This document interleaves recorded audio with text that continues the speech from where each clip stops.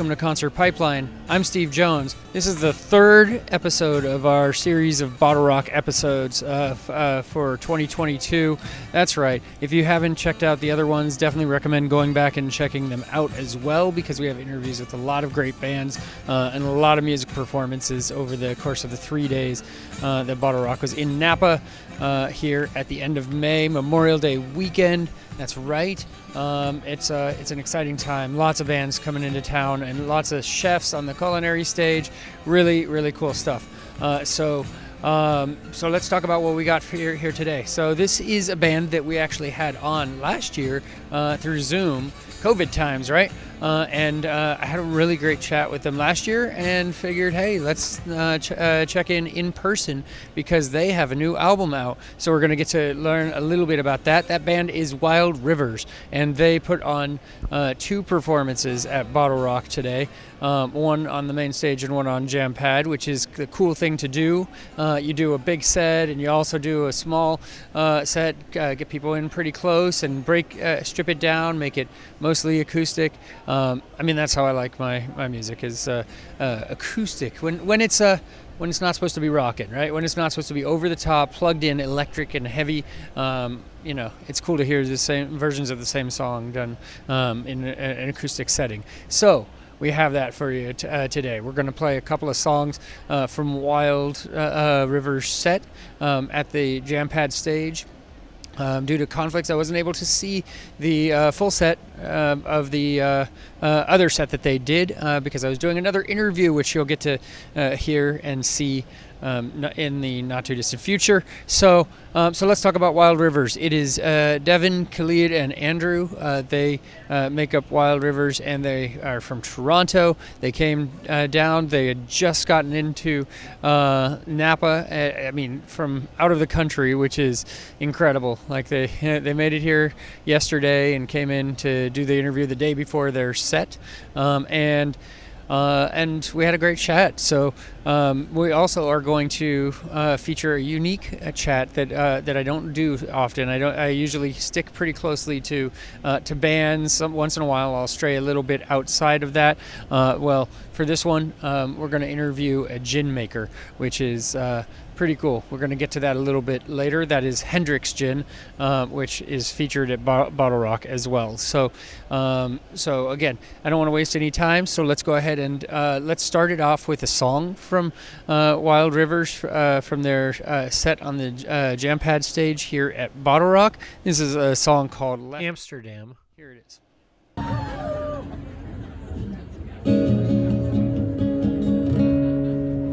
It was always Amsterdam, and we would put the distance to an end. We had a plan, gonna lay it out on a queen size bed, catching up on 21, meet all your friends back home. That was not what it was, broke it off on the telephone. It was always absolute. Everybody said we were moving fast, but now I'm pretty over school.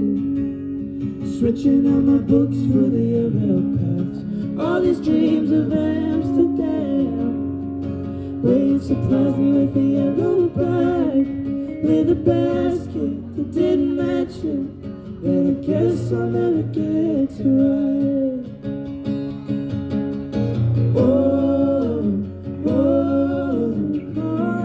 Change of plan. Just a building on a postal stamp. Change of plans. Might have been a long shot. Better that it's gone if it's gonna go. But man, you kinda messed me up, 'cause I don't have a place to go back home. Is this just 21? And something's gotta give. Well, I still got a bill for a ticket that I'm stuck with.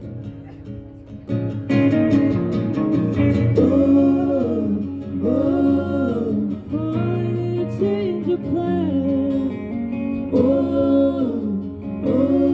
Just a building on a post.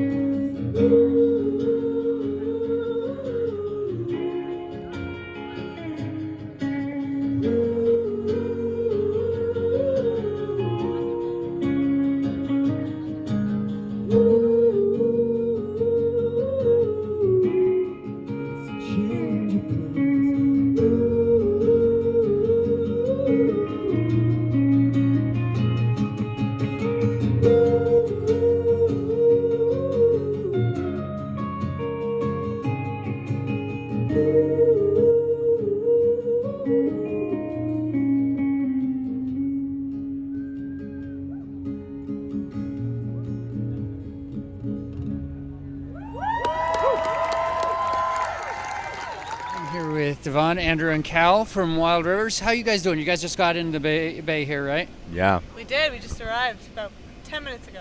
Fresh off. And first thing you do, you come to Concert Pipeline podcast, right? So, Yep. Exactly. Yeah. Never a priority. Yes. Right after that, we're going to catering and getting as much food and wine as they'll allow us. that's the way to do it. They got so much good food here, right? Yeah, So, we heard. yeah. We walked by it and we're ready. You're ready. Yeah. And good drinks and everything. Yeah. So it's great. So I interviewed you last year through Zoom, and we ended the interview. And your other bandmate didn't know at the time, but you had a band called Devon and the Dads, right? Yeah. Yep. Were you guys aware? Devin and the Dads? Devin and the Dads. Devin and the We Dads. weren't aware at the time, and it was a was big before our bombshell time, you I dropped think. on us. We almost and we broke up the band, actually, that she was cheating on us with the Dads. yeah, how can you hold? We thought we knew everything about each other, but apparently not. No. So if you got any other bombshells? Yeah, us well, know. some might come out here today, Oh, so no. we'll see how the interview goes, right? You have a new album out since we talked last. So tell me about the new album. The new album's called Sidelines, and we recorded it in various places. We started March in 2021 at 2020 in Connecticut with producer Peter Cadis. And before that, we went into a house in LA for 4 months and just wrote songs. And the kind of pandemic hit, and we had to go back home and record some of it ourselves and at our parents' houses and at our apartments and stuff like that. And finally got it together. And there were like 8 studios that you used all in, right? And 45 demos that you started with. So tell me about kind of whittling it down. Is it difficult to throw things on the cutting room floor, so to speak? Yeah, it's very heartbreaking. The only way I could mentally do it was knowing that this isn't going to be our last album. The stuff can spill over onto the next record, but definitely had a lot of content and decisions to make that are hard. But we honestly just went with all the songs that felt the best, that we listen. It's less of a technical analysis and more of a, when we sit down, what do we like the most? And I think we came up with a group that were pretty cohesive and had like a theme, and all felt good. And so are you saving some of it for another release? Is some of it you're like, this is good, but just not for this album? Hopefully, yeah. Kind of haven't started the next record conception and conversation, but we have a lot of good songs. I think that like a lot of them, we felt like this is not the time to record it, but this song has some real potential, so excited to dig in. Yeah. Now, thinking about Love Went Gold in Canada, tell me about that perspective here. Yeah, it was a big surprise to us. I don't think that was anything that was ever on our radar, but we were on a break from touring, and our manager FaceTimed all of us, and she was like, we need to talk right now. And we FaceTimed. It was first thing in the morning, and she told us, and it was just a nice surprise, because I don't think that's ever something that we consciously are striving for, but when it happens, it's very validating and just very nice to know that people are listening so much. Do you get like a gold record with that too, or? Yes, You did. for a small fee. Uh-huh. A big fee, You have actually. to pay for it. We love the music industry. Yeah. So, insert maniacal laugh here.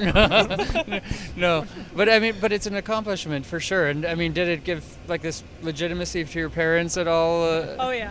Yeah. I feel like those are the kind of things that prove to like our grandparents that we actually have real jobs, you know? Yeah. When they can see it and hold it, it needs to be means something to tangible. them. Yeah, Yeah. for sure. Streams or whatever mean nothing to them. They're not going to the concerts, the grandparents, right? Yeah. So they're Yeah. not seeing, you know. They don't have Spotify. They're not here at BottleRock, I wish. right? Yeah. So talking about BottleRock, any bands you're excited to see, or what do you got lined up for today? I think we're going to try and get to Bahamas right after this. He's one of my favorites. We were talking a lot about Pink in the car. I didn't know she did like acrobatics and stuff like that on stage, so Yeah. we're curious whether she's brought the trapeze set up with her.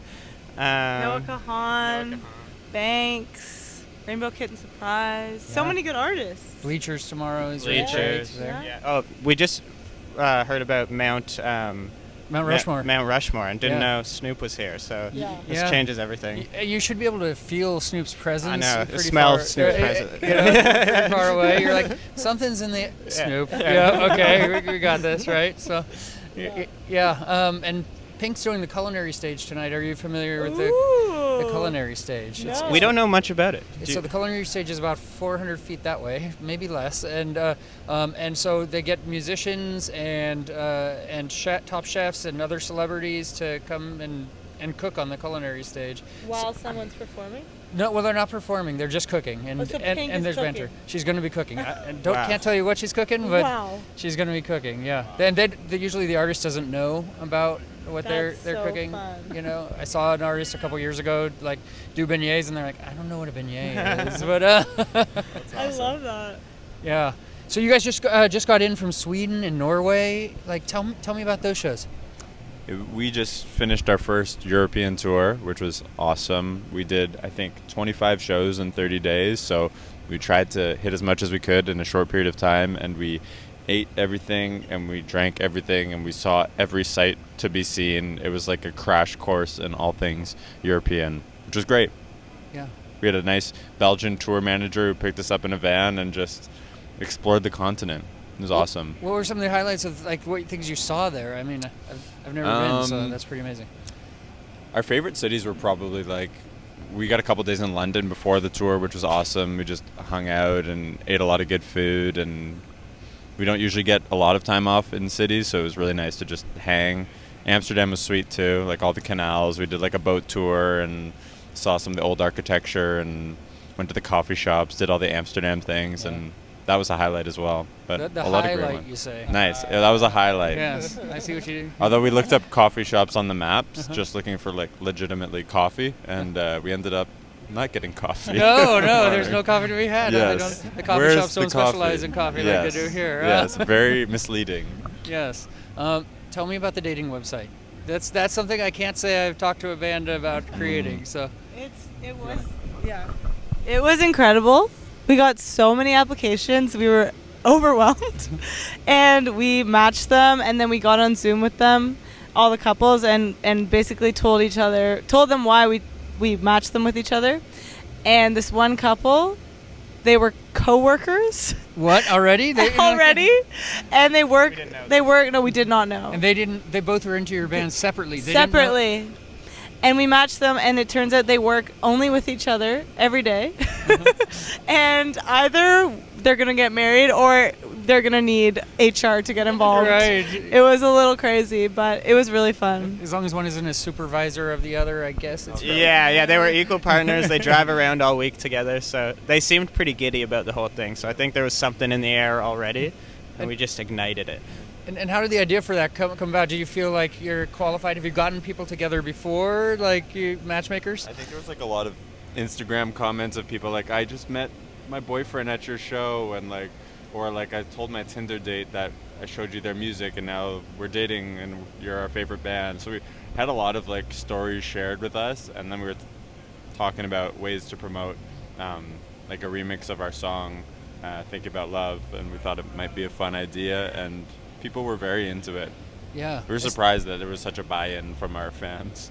Yeah, I didn't look this up, but I tried. I think I remember you had like a Zoom breakup thing, last time we talked. So this is going from the breakup to pulling people together. We're it's moving up in the world. It's a We're different trying- chapter, right? Yes. New chapter. Yeah. New start. We're all about love now. Yes. And so people would get to meet you virtually via Zoom, and I mean, there's a whole thing attached to it, right? Yeah, we basically planned out like a perfect date for them, and we kind of put together why we thought they should be matched, and maybe some yellow flags that they should be worried about, and just chatted with them. Yeah. It's great. That's pretty awesome. So tell me about Reverb, your partnership with them for your tour this year. Yeah, so we basically have been obviously conscious of just the environmental crisis and the impact of touring on the environment, and trying to figure out how we can use our platform to spread awareness and also just take initiatives on tour to make it a little more green and more clean. And Reverb is a company that they usually work on bigger tours. We were actually the first smaller tour that they've ever worked with, but they take all the tour details, like down to public transportation to get to the shows, people driving to the shows. They take all of it. They calculate the carbon impact of the tour, and then they go in and they find ways that we can eliminate environmentally detrimental things like single-use plastics, water bottles, and then they calculate the carbon offsets. And it's just this whole kind of like 360 approach to making the tour greener. And it's all kind of small steps in the right direction, but we just mostly wanted to start the conversation about it and get other smaller artists on board. So it was great to work with them and learn about all that stuff as well. Yeah, that's really awesome. I mean, and it's a great thing to do, and hopefully other bands, kind of take that initiative to do that. I mean, you can really make a difference, right? Hopefully. Yeah. Hopefully. Yeah. So you worked with Rabel on Thinking About Love. How did that come about? He is on our label Network, and then our A&R is a guy named Samir, who's always like, he's had a bunch of ideas for remixes for songs and trying to do stuff that we haven't really done before, and it's never really been the time or worked out. But Rabel, we actually knew his music and we're fans and we're able to get in the studio with him, so and with a producer that we really wanted to work with too, so we kind of set a date to just go make something in the studio without a ton of pressure on it. So we went to LA, met him and this producer Stint, and then just instantly clicked as people, and musically it was very seamless and easy. For that kind of thing can be tough when you cold meet an artist and try to be creative, but it was great. It was easy. We had a great day in the studio, and then we really wanted this song to have like a different feel, so kind of reimagined it, and we were all really happy with it. And he was such a great guy, so hopefully we'll be doing more or touring with him or doing something in the future. Yeah, and speaking about a meeting in LA, you guys met Butch Vig, which you were pretty excited about. So tell me about that. That was a really, really special experience for us. We were in line 1 at Trader Joe's, and he was in line 4, I think, buying mangoes or something like that. Yeah, hopping over the lines. Yeah. And, I don't think we can say we met him. We saw him from afar buying groceries, and I whispered to Andrew, "Is that Butch Vig?" Probably like the lamest. Only musicians would appreciate meeting.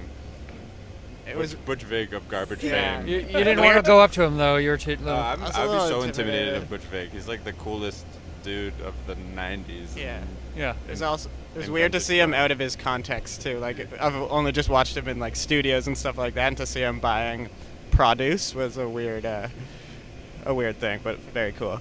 Hey, what did he buy? Like, I mean, what was? I just remember the mangoes. The mangoes. A lot of it was mangoes. The mangoes. he had more mangoes than he needed. Right? Yeah, so many mangoes. I get really like starstruck for people like that. Like, I don't think I get starstruck from like a super famous person. If Bono walks in, you're like, whatever. Yeah, but, someone that like I really respect artistically, that is like just kind of a weird one. I was like, oh my god. Yeah. But it was cool. He seemed nice. He seemed down to earth because he was just shopping like everybody else. Yeah. Have you guys been to Napa before, or is this your first time? First time. Nice. First time. Nice, and you're here just today and tomorrow, and then you're headed out, huh? Yep. Yeah. Heading back home after that. Same thing though. We're trying to eat and drink all of the things, have the whole experience, crash course. Definitely do it. Yeah. But you were talking before we started recording about your last time in San Francisco, and you played the Independent. Yeah. The day after Metallica, who played yesterday, you're playing that the day after Metallica Yeah, again I think here. there's a conspiracy happening that they're following our tour and trying to play the same venues the day before us to like outshine us or something. So Yeah. there's kind of a budding beef there that I think Andrew might have to fight Lars over. Yeah. Yeah. Well, He would beat me up for sure. I'm interviewing his sons tomorrow, so if you need me to kind of I'll help. fight his sons. Yeah, they have his two sons have a band, Tai Houston. Okay. And his one of his sons, the drummer, he's crazy. He's like Animal, like from the Muppets, crazy on the drums. It'll be interesting. Cool. Yeah, it's interesting because like they haven't released any songs, so but they've played some shows. That So musical privilege. it's gonna be hard to not talk about it. I have to talk about his dad, of course. Yeah. Their dad, of course, right? Like, Yeah. So, I don't know. It'll be interesting. But the next time you're here, you're playing the Fillmore in September, I believe. Yep. Yeah. Have you played the Fillmore? Have you been to the Fillmore? No, never been there. Heard of it, and we're really excited on the September tour. We're playing a lot of places that we've heard the name and wanted to play, and a lot of places like can kind of level up the venues, and it should be our biggest tour yet. Yeah, the Fillmore is amazing. You guys will have a great experience there. Is it a theater? It's open, so it's 1,100 capacity. It's an open floor, but there's a balcony too, and you'll get there, do sound check, and then you'll go upstairs and get lost in the tour posters because there's so much energy Everybody there. Yeah, it's my favorite place to see live shows. Amazing. I haven't been there in too long. You know, it's just been too long since I've been there, but I mean, I have so much of my own history in that venue, you know. Awesome. It's incredible. You'll love it. Okay. Can't wait. Excited. That'll be a highlight on your next Cool. tour. I'm telling you Cool. now. Hopefully see you there. Yeah, I hope I can make it. So, well, thank you guys for taking the time. I don't want to hold you back from all the great food and and everything because I know what you're looking forward to. So, yeah, great job on the new album. I dig it, and hopefully. Thank you so much. Chat with you guys again soon. Yes. That was the interview with Wild Rivers here on Concert Pipeline, and we're going to play one more song from their set at the Jam Pad stage because it was so cool. It was great to see it just broken down, simple, calm, and great. And Wild Rivers is known, you know, as we talked about in the interview. They have breakup songs, they have makeup songs. They also did something which is really cool. They created a dating website, which I've never heard of a band creating a dating website, right? I mean, how cool is that? I think it's pretty cool. So they are bringing people together through their music, but also literally, I love the story that they shared also about the two coworkers that were matched up through their music. So that is a pretty cool little tidbit that they had there. So all right, so let's go ahead and let's play one more song from Wild Rivers. This is a song called Left Off. Song is a song about getting broken up with.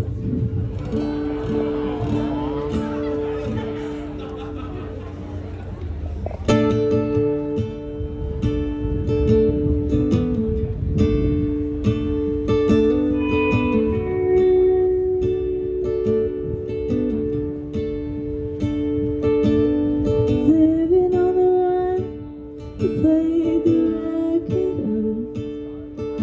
when the song got done and I came home.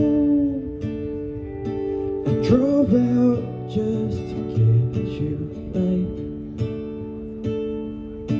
I came up on the coldest night.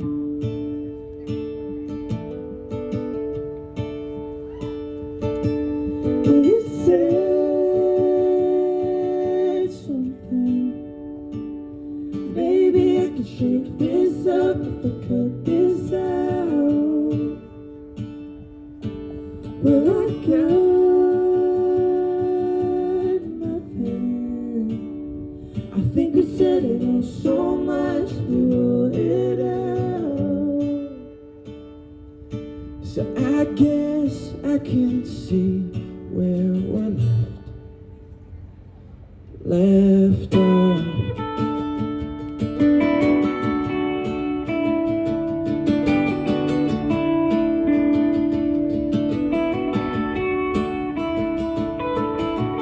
Maybe it's the talk that we've been putting off. So before I left, I made a bed.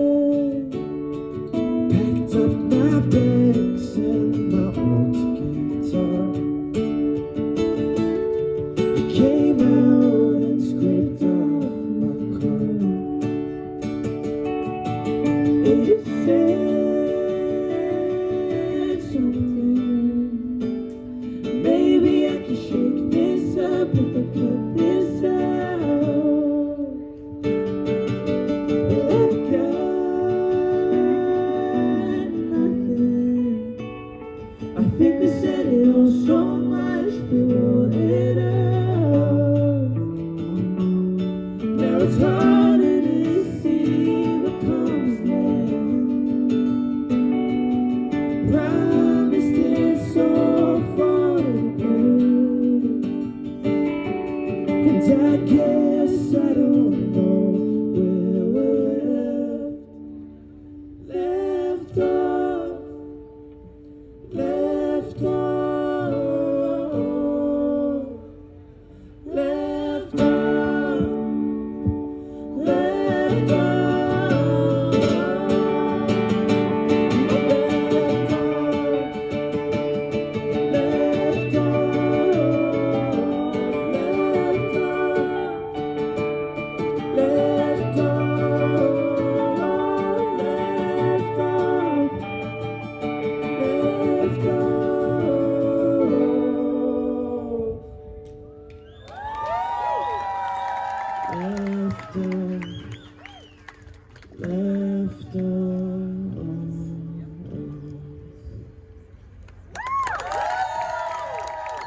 Was Wild Child by Wild Rivers here on Concert Pipeline.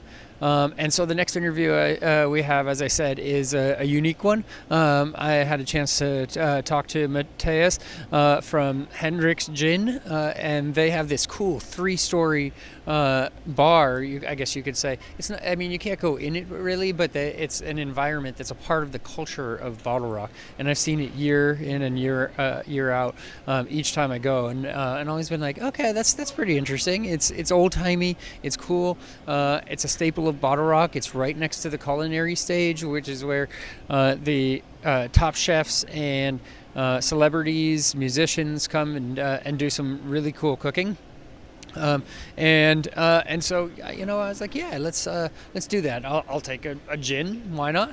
And then we'll chat about it a little bit. So I'm not going to give too much away about the gin right now. We'll let Matthias say, give us some information about that gin. So let's go ahead and bring Matthias in. Here with Matthias. Cheers. Cheers indeed. Cheers. Oh, don't want to waste any. Oh, absolutely. Got to start that off the right way. So It's super refreshing on a beautiful Saturday like today, huh? I know, you gotta love it. I mean, the weather just cooled down to just the right temperature for a festival, right? It's great. I love days where it starts off a little chilly, but as the day warms up, it gets a little warmer. I'm a big believer, though, the fact that it's not actually the weather that keeps us warm, it's those that we hold close to us. Oh, that is beautiful. I should write that down. You can keep it in your heart for I'll keep it in my heart. Day. It'll be there. It'll be there. So tell me about Hendrix. Tell me about how you got set up with Hendrix here. Yeah, so Hendrix is one of the most beautiful spirits on the planet. I've had the pleasure of working with a lot of different spirits over my time as a bartender and my professional career in hospitality. And when Hendrix came calling many years ago, I decided that was the thing that I needed to talk about and spread the beautiful gospel of the cucumber and rose that's curiously infused within Hendrix, and the beautiful symphony of 11 botanicals that we have. And Leslie Gracie, our master distiller, truly has done such a beautiful job at crafting and creating the modern gin movement, to be honest.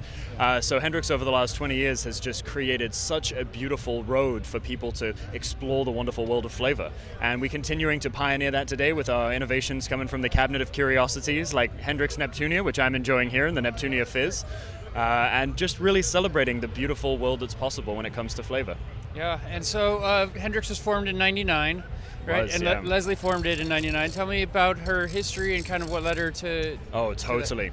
So Leslie is one of the most incredible people when it comes to flavor development, because one of the things that sets her apart is that she thinks about flavors in terms of shapes. So with Hendrix, she wanted to create a round experience, something to bring people on a journey. And so with that symphony of 11 botanicals and the soloists of rose and cucumber, she was able to give people the opportunity to really experience something special for the first time that broke the glass ceiling of the gin category and gave everybody something different than the London dry style gins, and now something that was sort of this beautiful new world to explore, and really refreshed the whole gin category, just as we're being refreshed right now.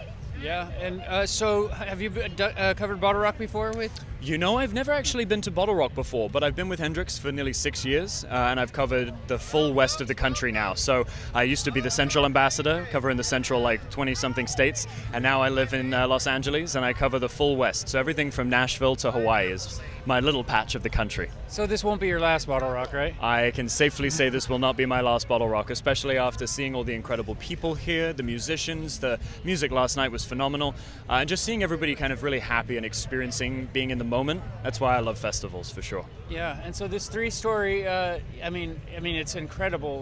Does this go around with you to the different festivals? It does. We use it at several different events over the times that we have, obviously throughout the year. But the truth is, again, Hendrix was about breaking the mold. It was about breaking the normal, mundane world that we live in, and really seeking this refreshment of curiosity in our everyday life. And so that's why we created the 3-story bar, was to bring a little bit of that unusual curiosity to the world.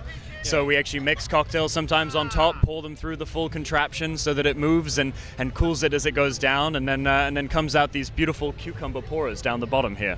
Yeah. So very, very fun event, and we're very happy to be here and celebrate with everybody.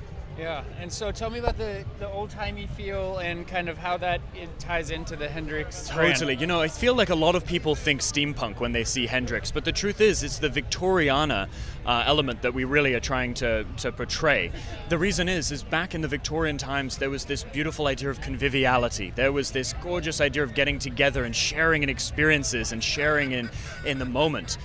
So that's what we really wanted to capture with Hendrix, and so by bringing that into the modern era, we're again refreshing this idea of coming together, bringing flavors from all over the world into every bottle of Hendrix for everybody to enjoy in their own unique way. Yeah, and so aside from the festivals, what sort of events have you covered with? Oh, so many. The good thing about being a brand ambassador for Hendrix and larger William Grant & Sons with other products like Glenfiddich, the Balvenie, Reka, Tullamore Dew, all of these incredible spirits, is that we're really a multifaceted role. So my job is to be the face, the eyes, and the ears of the brand, so to speak. So I'll do events from small, tiny tastings for 6 people on a train carriage, all the way through to covering, festivals with hundreds of thousands of people at it. And then, of course, engaging with our distributors and engaging with people online. So if you're on Instagram, you can follow me at The Bar Poet. I love to post stuff. I've posted a really fun video yesterday about the 3-story bar, so everybody can go check that out. And it's just a wonderful way to engage. So I always like to say we're very multifaceted in our role, which is great. Yeah, and so tell me a little bit more just about the cucumber and the rose, and like how did that get incorporated in? Absolutely. So again, we're talking about Leslie's beautiful idea about breaking the norm. So she wanted to create a British-style gin, and with Hendrix, of course, what is more British than the idea of cucumber sandwiches and the rose gardens of England? So it was a really beautiful notion to start crafting the gin. But the beautiful point comes in once we told Janet Sheed Roberts, the oldest living member of the family in Scotland, we told her the philosophy about creating this British-style gin, and then she actually came up with the name for Hendrix. And so Hendrix, you might notice there's an apostrophe in that. Now, when we're looking at that apostrophe, it's not just a speck of ink on a piece of paper. That is actually referring to a gardener who used to be the gardener at the House of Hazelwood, where Janet Sheed Roberts used to live. And he used to take such beautiful care of the rose garden outside that she thought there was nobody she would rather name the gin after, and his name was Hendrick. Yeah. So it's really, truly a testament to the fact that Hendrix is part of a family-owned company and William Grant & Sons, that the name is given such, which we love. Did he know that it was being named after him, or was he not around to... You know, that's a really good question. I don't actually even think I've ever asked that, but I feel like I do remember hearing that it was quite a long time ago, so I think it was probably done in memorarium. Yeah. But yeah, very excited still that that's the case. So. Well, that's really cool. Well, this is, delicious and refreshing, and I'm so glad. Perfect drink for BottleRock here today. It really is. The fresh cucumber juice and the sun god that we created is just absolutely stunning in partnership with the beautiful festival organizers here, and the Neptunia Fizz with its beautiful burst of citrus and coastal botanicals from Scotland that we put into the Neptunia are truly phenomenal. So couldn't be happier to share in this experience with you, my friend. Cheers. And at Hendrix, we cheers pinkies. So. Oh, okay. There you go. Love that. Cheers. And as we wrap, any artists that you're looking forward to seeing, or you're here near the culinary stage? So I'm looking forward to seeing everything that's happening here on the culinary stage, of course, with my love for flavor. But I have to say, Foy Vance, 21 Pilots tonight, and then a couple others, Bahamas are playing. I'm really excited just to kind of get out there. I love the morning performances, are some of my favorite, because they're always people who you never know what's going to happen to them in a few years. You look at some of the people that perform on these headlining acts, and they all started down at the first performances of the day. And that's just really cool to me to think of. So I always try and get here early, make sure I hit some ones in the morning, and then, of course, finish out the night strong with not only a cocktail in my hand, but music in my heart. I couldn't agree more. Sometimes at the beginning ones, I'll bounce between 3 and 4 stages within an hour just to make sure I get at least a couple songs with each artist. So I love that. So it's very cool. Well, thank you for taking the time, and good luck today, and enjoy the great weather here at BottleRock. Thank you so much. Appreciate you being here. Thank you. All right, so that was my interview with Hendrix Gin here, and as we like to do on these BottleRock episodes, when we can, we like to close it out with a headline level performance, and so we're going to close it out with a song from 21 Pilots, who headlined this Saturday evening of BottleRock. They put on a killer show. I'd never seen them before, and really enjoyed their performance overall. So, they, for two guys that lead a band, they kick ass, and they really interact with their fans and show a lot of appreciation for for where they're at in the world. So that was really cool to see as well. So this is a song that I really recommend. If you're not watching this on YouTube, if you're checking it out on an audio platform, that you check out the YouTube video attached to this too. It'll be in this episode as part of the YouTube channel, of course, as well. But they kicked ass in this song that they did live. The lead singer got up and stood on the crowd, and he sang their song Ride. So that's going to close us out here for this episode of Concert Pipeline. We have a couple more episodes, 2 more actually to be exact, of BottleRock content that we're going to bring to you. So next time on the program we have Green Sky Bluegrass, and we also have Tai Houston, which is pretty cool. So a couple of good interviews in the next episode. Then the last episode will be chock full of performances from bands that are playing BottleRock. So lots to look forward to. So for all of us here at Concert Pipeline, I'm Steve Jones. We'll catch you next time.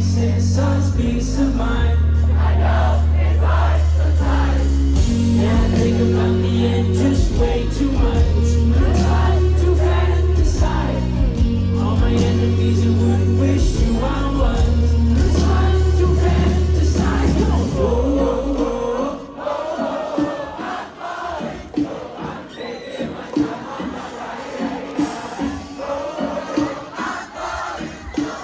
Taking my time on my ride. Taking my time on my ride.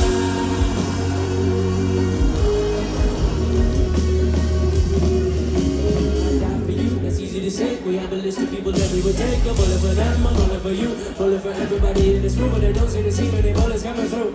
Too many bullets coming through. Metaphorically, I'm the man. Literally, I don't know how to live for you.